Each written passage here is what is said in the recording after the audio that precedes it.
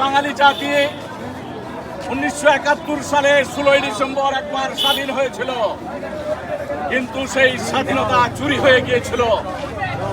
এই স্বাধীনতা চুরি হয়ে যাওয়ার ফলে দীর্ঘ 53 বছরেও আমরা সেই স্বাধীনতার ঘোষণা, সাম্য, মানবিক মর্যাদা এবং সামাজিক সুবিচার তা প্রতিষ্ঠা করতে দেখিনি, আমরা তা পাইনি।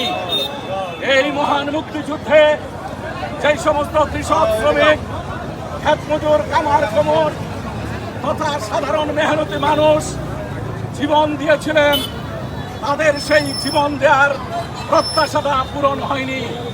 ক্ষমতায় এসেছিল এক স্বৈরাচার।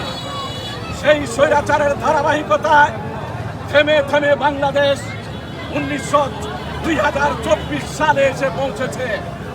2024 সালে আমাদের যে প্রিয় প্রজন্ম, আমাদের সন্তান তুল্য আমাদের ছাত্র সমাজ সেই ভূমিকা রেখেছে, সেই ভূমিকার জন্য আমি সমস্ত বৈষম্য বিরোধী ছাত্র আন্দোলনের সমস্ত সমন্বয়কদের এবং বৈষম্য বিরোধী ছাত্র আন্দোলনে যারা অংশগ্রহণ করেছিলেন সবাইকে আমি অভিনন্দিত করছি।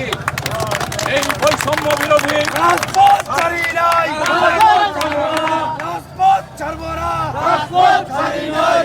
বৈষম্য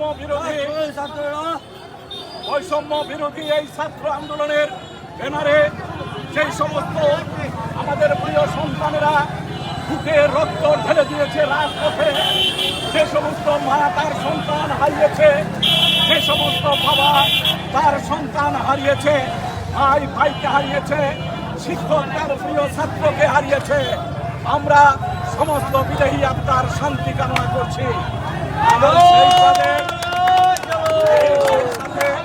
তাদের এই আত্মদানকে আমরা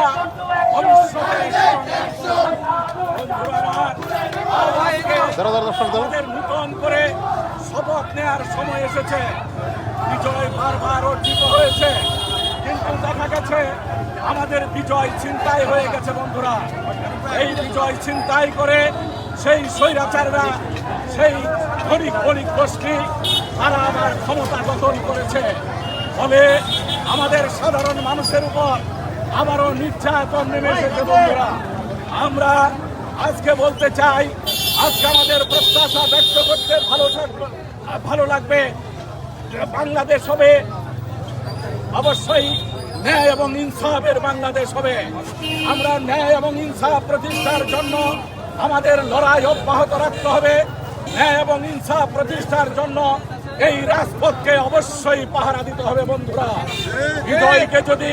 বিজয়কে যদি পাহারা না দেন, আজকের এই অর্জনকে যদি পাহারা না দেন, আবারও হয়তো কোনো ষড়যন্ত্রকারী জনতার এই বিজয়কে এবং ছাত্র সমাজের এই বুকের রক্ত দিয়ে অর্জিত এই বিজয়কেই কেউ ছিনিয়ে নিতে পারে।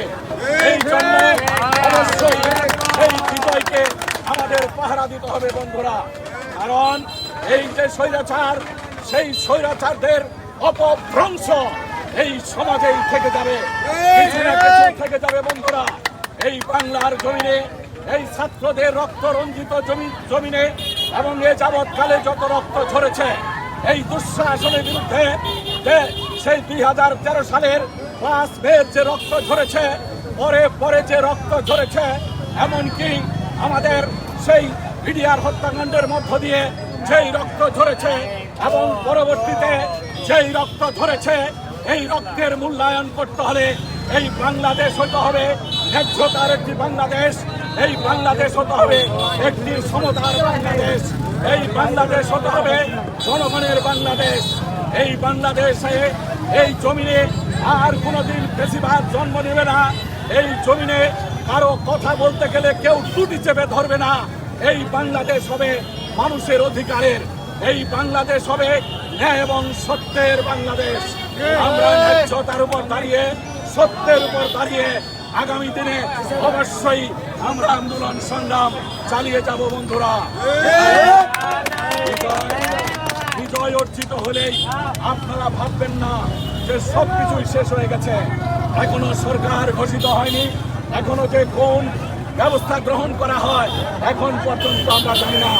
তবে আমাদের বিপ্লবী ছাত্র সমাজ এবং সমন্বয়করা যে ঘোষণা দিয়েছে, ওনারা যে বলেছেন ভবিষ্যৎ বাংলাদেশের রূপরেখা ঘোষণা করবে এবং ভবিষ্যৎ বাংলাদেশ আমাদের সকলের বাংলাদেশ হবে।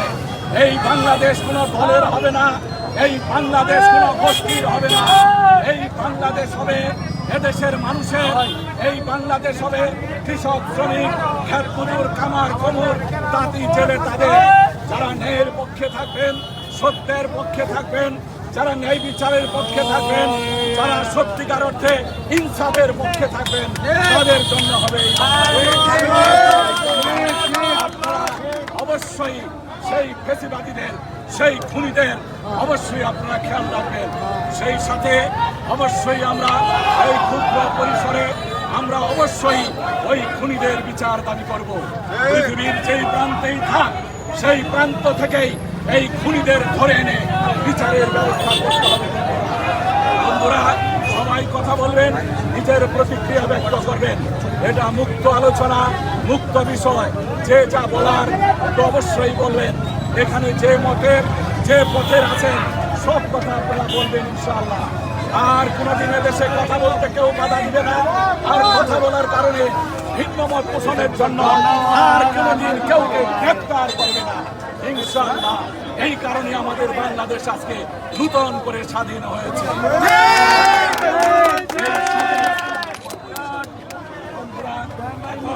আমাদের অঙ্কুর ভাই কথা বলবে, আপনারা শুনেন সবাই।